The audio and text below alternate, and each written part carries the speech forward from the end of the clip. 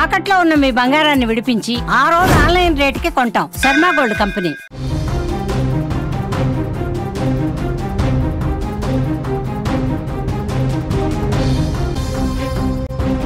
Breaking news చూస్తున్నాం. గండికోట హత్య రహస్యం ఇంకా వీడటం లేదు. వైష్ణవి హత్య కేసులో ఇంకా మిస్టరీ కొనసాగుతూనే ఉంది. ఎటువంటి ఆధారాలు దొరకడం లేదు. ఈ హత్యకి సంబంధించి ఆధారాల కోసం పోలీసులు తీవ్ర ప్రయత్నాలే చేస్తున్నారు. పర్యాటకుల ఫోటోల్లో వైష్ణవి కనిపించినట్లుగా కూడా గుర్తించడం జరిగింది. ఒంటరిగా వైష్ణవి ఆలయంలో తిరుగుతున్నట్లుగా కూడా సమాచారం. గండికోటలోకి ఎంటర్ కాగానే మాధవరాయ స్వామి ఆలయానికి వెళ్లినట్లుగా ఆధారాలు అయితే లభిస్తున్నాయి. గండికోట హత్య రహస్యం ఇప్పటి వరకు వీయటం లేదని తెలుస్తోంది. రోజులు గడుస్తున్నా నిందితులు ఎవరన్నది ఇప్పుడు మిస్టరీగా మారింది. ఆధారాలు దొరకకుండా నిందితులు బాలికను చంపడంతో పోలీసులకు ఇప్పుడు తలనొప్పిగా మారింది. ఆధారాల కోసం తీవ్ర ప్రయత్నాలైతే కొనసాగిస్తున్నారు పోలీసులు. అయితే తాజాగా వైష్ణవికి సంబంధించిన ఒక ఫోటోలు అయితే కనిపించాయి. పర్యాటకులు తీసుకున్న ఫోటోల్లో వైష్ణవి ఒంటరిగా తిరుగుతున్నట్లుగా కూడా అక్కడ తేలింది. గండికోటలోకి ఎంటర్ కాగానే మాధవరాయ స్వామి ఆలయానికి వెళ్లినట్లుగా పోలీసులు ఆధారాలైతే సేకరించడం జరిగింది. ఆలయంలో వైష్ణవి సింగిల్ గానే వెనుక కాలేజ్ బ్యాగ్ వేసుకుంటూ నడుస్తూ ఉండడం కూడా అక్కడ మనకి ఫోటోలో అయితే ఆ విజువల్లో కూడా మీరు క్లియర్ గా చూడొచ్చు. అప్పటికే లోకేష్ ఆమెను విడిచిపెట్టి వెళ్లిపోవడం కూడా జరిగింది. దీంతో కాలేజ్ సమయం అయ్యే వరకు గండికోటలోనే ఉండాలని భావించిన వైష్ణవి అక్కడి గుళ్లకు వెళ్లినట్లుగా కూడా మనకి తెలుస్తోంది. ఈ క్రమంలోనే ఆమె దారుణ హత్య చేయబడింది. ఆమెను అన్నలే చంపారనే వార్తలు వస్తున్నా కూడా వారు చంపినట్టు ఇప్పటి వరకు కూడా ఎటువంటి ఆధారాలు దొరకపోవడం ఇప్పుడు ఉత్కంఠను రేపుతోంది. అటు కుటుంబ సభ్యులు ఇటు ప్రియుడు కాకుండా వైష్ణవిని చంపే అవసరం ఎవరికి ఉంది? ఇదే ప్రశ్న ఈ కేసులో మరింత ఆసక్తికరంగా మారుస్తుందని చెప్పుకోవచ్చు. ఇక ఇదే అంశానికి సంబంధించిన మరింత సమాచారాన్ని మా ప్రతినిధి సుదర్శన్ అందిస్తారు. ఎస్ సుదర్శన్, ఇప్పటి వరకు ఉన్న లేటెస్ట్ అప్డేట్ చూస్తే ఒక ఫోటో అయితే మనకి వైష్ణవిది బయటకు వచ్చింది. కాలేజ్ బ్యాగ్ వెనక వేసుకొని ఆ గుడికి వెళ్తున్న పరిస్థితి అయితే మనకి కనిపిస్తుంది. ఇప్పుడు రీసెంట్ గా దీనికి సంబంధించిన అప్డేట్ గా తెలుస్తుంది. మీరేమంటారు? ఏంటి వ్యవహారం మొత్తం కూడా గండికోట లోపల ఉన్నటువంటి రంగనాయక స్వామి ఆలయం చుట్టూనే జరిగింది అని మనం ఇంతవరకు భావించాం. కాకపోతే వైష్ణవిని కోటగుమ్మం దగ్గర లోకేష్ వదిలి వెళ్ళిన తర్వాత ఆ అమ్మాయి మొదటిగా మాధవరాయ స్వామి ఆలయంలోకి వెళ్ళినట్టుగా ఒక ఎవిడెన్స్ పోలీసులకు దొరికింది. ఆ అమ్మాయి ఒంటరిగా వెళ్తూ ఉంది. ఆ సరౌండింగ్ చూసుకోవచ్చు. మాధవరాయ స్వామి ఆలయం లోపల ప్రాంగణం చాలా ఎక్కువ స్పేస్ ఉంటది. ఎక్కువ ఫోటో షూట్లు జరుగుతూ ఉంటాయి. ప్రీ వెడ్డింగ్ షూట్లు కూడా అదే ఆ టెంపుల్ లో ఎక్కువ మంది చేసుకుంటూ ఉంటారు. ఎందుకంటే అది చుట్టూ కూడా తోరణం లాగా ఉంటుంది. మధ్యలో చాలా కోటలాగా ఉంటాయి, కొన్ని గుహల్లాగా ఉంటాయి. చాలా అందంగా ఉంటుంది ఆ ఆలయం లోపల. టూరిస్టులు ఎక్కువ మంది కూడా ఎక్కువ స్పెండ్ చేసేది మాధవరాయ స్వామి ఆలయంలోనే. అయితే ఫోటోలో మనం చూస్తే టెంపుల్ మొత్తం ఒకవైపు అంటే హాఫ్ పార్ట్ టెంపుల్ మొత్తం ఫోటోలో ఎస్టాబ్లిష్ అవుతుంది. ఒక్క పర్సన్ కూడా అక్కడ ఎవరు కూడా వేరే వ్యక్తి కనిపించట్లేదు. కేవలం ఏదో వైష్ణవిని వెనక్కి తిరిగి నిల్చోబెట్టి ఫోటో తీసినట్టుగా ఉంది. అంటే అంత నిర్మానుష్యంగా ఉంది. ఆ రోజు టూరిస్టులు పెద్దగా ఆ టెంపుల్లో గానీ గండికోటలో గానీ లేరు. మొత్తం ఆ సమయంలో 60 మంది మాత్రమే లోపల టూరిస్టులు ఉన్నారని పోలీసులు ఇప్పటికే నిర్ధారించుకున్నారు. కాబట్టి ఆ అమ్మాయి ఒక్కటే సింగిల్ గా లోకేష్ ఎప్పుడైతే కోటగుమ్మం దగ్గర వదిలాడో అక్కడి నుంచి నేరుగా అమ్మాయి మాధవరాయ స్వామి టెంపుల్ లోకి వెళ్ళింది. ఈ ఫోటో టైమింగ్ కూడా 11 నుంచి 12 గంటల మధ్యలో అని చెప్తూ ఉన్నారు. హత్య జరిగిందేమో 12 నుంచి 1 గంట మధ్యలో జరిగి ఉండొచ్చు అని చెప్తూ ఉన్నారు.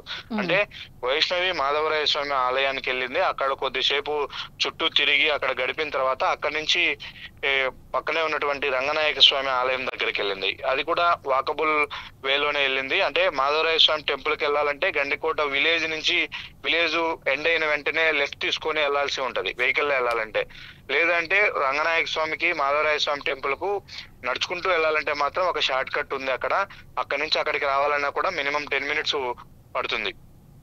కాబట్టి అక్కడ అమ్మాయి ఫస్ట్ 11 నుంచి 12 వరకు అక్కడ తిరిగిన తర్వాత అక్కడ చూసుకున్న తర్వాత అక్కడి నుంచి చిన్నగా రంగనాయక స్వామి ఆలయం దగ్గరికి చేరుకుంది. రంగనాయక స్వామి ఆలయం దగ్గరికి వచ్చి ఆ అమ్మాయి తిరిగే ఫోటోలు కూడా పోలీసులు సేకరించినట్టుగా మనకు సమాచారము అందుతూ ఉంది. కాకపోతే ఇప్పుడు ఎవరు చంపారు ఏందనే దాని మీద ఒకవైపు అనుమానాలు వస్తున్నప్పటికీ అక్కడ సీన్ టు సీన్ ఏం జరిగి ఉంటుంది అనే దాన్ని పూర్తిగా క్లారిటీ తెచ్చుకునే పనిలో పోలీసులు ఉన్నారు. ఎందుకంటే ఏదో ఆవేశంగా ఎవరో వీళ్ళు వాళ్ళు చేశారని చెప్పి కొన్ని క్లూస్ తో మాత్రమే ప్రెస్ మీట్ పెట్టి ఒకసారి కోర్టులో పెడితే రేపు ఛార్జ్ షీట్ లో సరైన ఆధారాలు ఎవిడెన్సెస్ చూపించకపోతే మాత్రం కేసు నిలబడదు. అప్పుడు పోలీసులే ఆరోపణలు విమర్శలు ఎదుర్కోవాల్సి ఉంటుంది.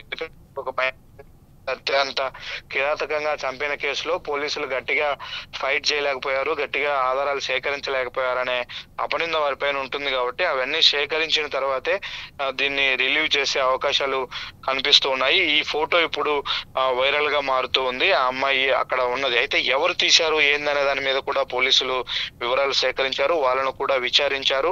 ఆ ఫోటో అక్కడ క్యాప్చర్ అయ్యే సమయంలో అదే మాధవరాయ స్వామి టెంపుల్ అంటే ఎంట్రన్స్ లో ఒక ఇద్దరు గేటు దగ్గర నిల్చొని ఉన్నారు, అనుమానాస్పదంగా గుర్తించారు. వాళ్ళిద్దరిని కూడా పిలిచి విచారించారు. అయితే వాళ్ళకు ఈ ఇన్సిడెంట్ తో ఎలాంటి సంబంధం లేదన్న తర్వాత పోలీసు వాళ్ళను వదిలేసినట్టుగా మనకు సమాచారము అందుతూ ఉంది. అక్కడ నుంచి వచ్చిన తర్వాత ఆ అమ్మాయి రంగనాయక స్వామి ఆలయానికి చేరుకుంది. అక్కడే మొత్తం ఇన్సిడెంట్ కూడా జరిగి ఉండవచ్చు. ఆ అమ్మాయిని హత్య చేశారు, ఆ టెంపుల్ వెనక వైపునే పడవేసి ఉంటారు అన్నది ఇప్పుడు పోలీసులు ఇప్పటి వరకు కూడా ఊహిస్తూ ఉన్నది, ఎక్స్పెక్ట్ చేస్తూ ఉన్నది. కాబట్టి అదే జరిగి ఉండొచ్చు. అయితే ఈ అమ్మాయి మీద మొదటి నుంచి కోటలోకి ఎంటర్ అయినప్పటి నుంచి కూడా రెక్కీ నిర్వహించారా, ఏమన్నా అమ్మాయి పైన ఒక నిఘా ఉందా అనే కోణంలో కూడా పోలీసులు ఆరా తీస్తూ ఉన్నారు. కాల్ డేటా అనాలిసిస్ చేస్తున్నారు, మరోవైపు వెహికల్స్ ను అన్ని కూడా పరిశీలిస్తూ ఉన్నారు.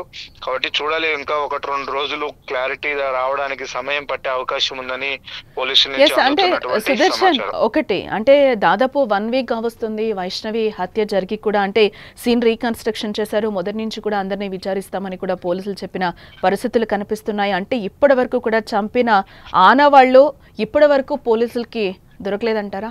సంఘటనా స్థలంలో ఎలాంటి క్లూస్ అయితే దొరకలేదు. దానికి సంబంధించి తీవ్రంగా ప్రయత్నాలు చేస్తున్నారు. ప్రతిరోజు ఒక టీం అక్కడికి వెళ్తుంది, ఉదయం నుంచి సాయంత్రం వరకు కూడా అన్ని కోణాల్లో అక్కడ విచారణ చేస్తున్నారు. క్లూస్ ఏమన్నా దొరుకుతాయనే కోణంలో సేకరిస్తూ ఉన్నారు. ఎగ్జాక్ట్లీ ఎక్కడ జరిగి ఉంటది, ఎక్కడి నుంచి ఎక్కడికి బాడీ తీసుకెళ్లి ఉంటారు, ఎంతమంది పార్టిసిపేట్ చేసి ఉంటారు, ఇవి ఎస్టాబ్లిష్ చేయాలి ఖచ్చితంగా. వాళ్ళు రేపు సీన్ ఎక్స్ప్లెయిన్ చేయాలన్నా, ఛార్జ్ షీట్ లో మెన్షన్ చేయాలన్నా చేయాలి. తర్వాతే పాత్రధారులు సూత్రధారుల గురించి చెప్పాల్సి ఉంటది. అయితే ఇప్పుడు ఎవరైతే అనుమానంగా ఉందో వాళ్ళని తీసుకొని అదుపులోకి తీసుకొని తమదైన శైలిలో విచారిస్తే వాళ్ళే సీన్ మొత్తం చెప్పాల్సి ఉంటది. చెప్పిన తర్వాత ఆ సీన్ ను తీసుకెళ్లి అక్కడ ఎగ్జిక్యూట్ చేసుకొని రీకన్స్ట్రక్ట్ చేసుకుంటారు. అప్పుడు పోలీసులకు అది నిజమా కాదా అనేది క్లారిటీ వస్తుంది. కానీ ఈ కేసులో అలా లేదు.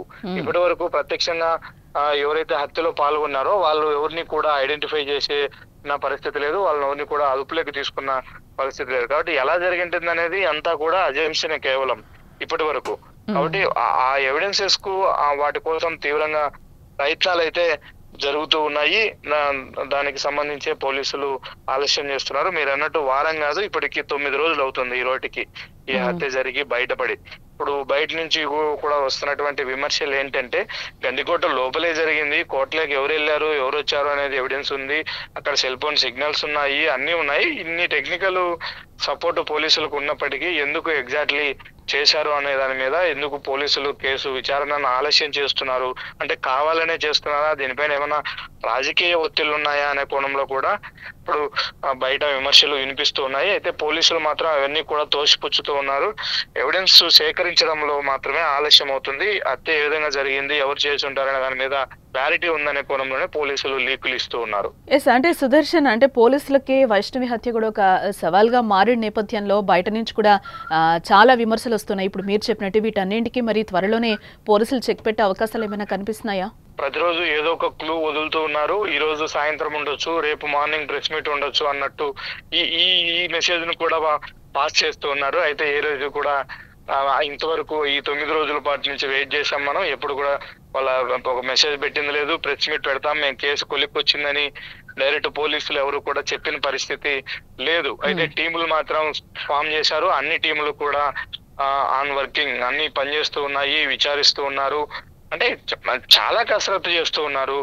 చుట్టూ గండికోట చుట్టూ ఉన్నటువంటి 4-5 గ్రామాలకు సంబంధించినటువంటి ప్రజలను కూడా అనుమానించారు.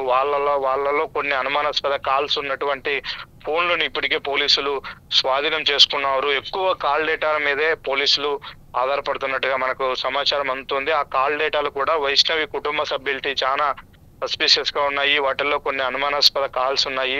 ఆ టైంలో ఆ పర్సన్ కి ఎందుకు కాల్ చేయాల్సి వచ్చింది అనే దాని మీద వాళ్ళని క్వశ్చన్ చేసినప్పుడు వాళ్ళు చెప్తున్నటువంటి సమాధానాల్లో పొంతన దొరకట్లేదు. కాబట్టి వీళ్ళకు తెలిసే ఉంటుంది, ఈ హత్య జరగడం వెనక తెలిసే ఉంటుంది, వీళ్ళ హస్తం ఉంటుందన్న కోణంలో కూడా పోలీసులు అనుమానిస్తున్నారు. కానీ ఆ ఒక్క ఎవిడెన్సే సరిపోదు కేసులు బలంగా కేసు నిలబడడానికి సరిపోదు. ఎందుకంటే ఒకరి నుంచి ఒకరికి కాల్ వచ్చిందంటే ఏం మాట్లాడింది అనేది పూర్తి స్థాయిలో రికార్డు కాదు, కానీ టైమింగ్ అవి అవుతాయి. కాబట్టి ఎందుకు చేశామనే దానికి వాళ్ళు 1,00,000 కారణాలు చెప్పొచ్చు.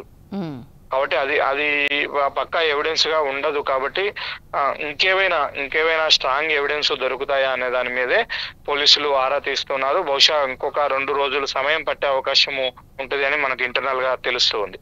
రైట్ సుదర్శన్.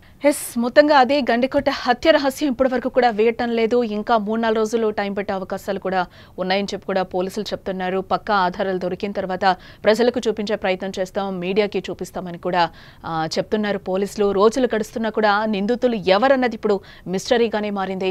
ఆధారాలు దొరకకుండా నిందితులు బాలికను చంపడంతో పోలీసులకు ఇప్పుడు తలనొప్పిగా మారిందని కూడా ఇక్కడ మనకు చెప్పుకోవచ్చు. ఆధారాల కోసం తీవ్ర ప్రయత్నాలు అయితే పోలీసులు కొనసాగిస్తున్నారు. అయితే తాజాగా వైష్ణవికి సంబంధించిన ఫోటోలు అయితే కనిపించాయి. పర్యాటకులు తీసుకున్న ఫోటోల్లో వైష్ణవి ఒంటరిగా తిరుగుతున్నట్టుగా కూడా తేలింది. గండికోటలోకి ఎంటర్ కాగానే మాధవరాయ స్వామి ఆలయానికి వెళ్ళినట్లుగా కూడా ఈరోజు ఆధారాలు సేకరించారు పోలీసులు. వైష్ణవి హత్యలో ఇదొక డెవలప్మెంట్ గా కూడా మనం చూడాలి. ఇప్పటివరకైతే తన ఫోటోస్ ఎక్కడ కూడా బయటకు రాని సిచ్యువేషన్స్ అయితే మనం చూసాం. ఈరోజు పోలీసులు తేల్చిన దాంట్లో ఆ అమ్మాయి వెళుతున్న ఫోటోనైతే ఒకటి ఈరోజు రిలీజ్ చేయడం జరిగింది. ఆలయంలో వైష్ణవి సింగిల్ గానే వెనకొక కాలేజ్ బ్యాగ్ వేసుకుంటూ కూడా నడుస్తూ ఉండడం మనకి ఆ ఫోటోలో కనిపిస్తోంది. అప్పటికే లోకేష్ ఆమెను విడిచిపెట్టి కూడా తను వెళ్ళిపోయిన సిచ్యువేషన్స్. దీంతో కాలేజీ సమయం అయ్యే వరకు కూడా గండికోటలోనే ఉండాలని వైష్ణవి భావించింది. అందుకే అక్కడ గుళ్ళకు వెళ్ళినట్లుగా కూడా పోలీసులు చెప్తున్నారు. ఈ క్రమంలోనే ఆమె దారుణ హత్య చేయబడింది. ఆమెను అన్నలే చంపారని ఇప్పటి వరకు వార్తలు వస్తున్నా వారు చంపినట్టు ఇప్పటి వరకు ఎటువంటి ఆధారాలు దొరకపోవడం కూడా ఇప్పుడు ఉత్కంఠ రేపుతోంది. అటు కుటుంబ సభ్యులు ఇటు ప్రియుడు కాకుండా వైష్ణవిని చంపే అవసరం ఎవరికి ఉంది? ఇదే ప్రశ్న ఈ కేసులో మరింత ఆసక్తికరంగా మారుస్తోంది.